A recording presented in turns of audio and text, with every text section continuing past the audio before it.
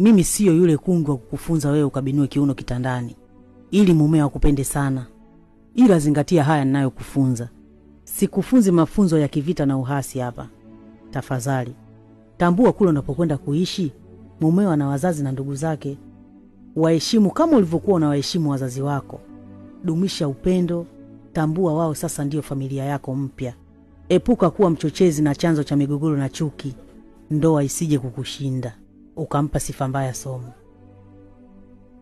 Mwanangu, siku zote amini chochote apatacho mtu ni majaliwa ya Mungu.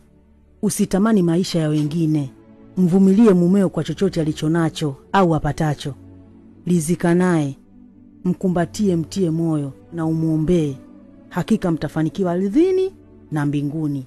Maana Mungu hujibu maombi yao wamtafutao kwa bidii, wakizishika amri zake na kujituma katika kufanya kazi. Epuka tamaa na utajiri wa mali nyingi. Kumbuka, ndoa sio kitchen party au send off, bali ni mfumo mpya wa maisha unaohitaji wawili wenye kutoka familia tofauti kuunda familia moja itakayounganisha na kuyaenzi yale yote mema ya pande zote mbili na kuwa bora zaidi, itakayodumu kwa mafanikio na amani pia na furaha tele. Na kutakia maisha mema. Vipi, watakuchora na piko?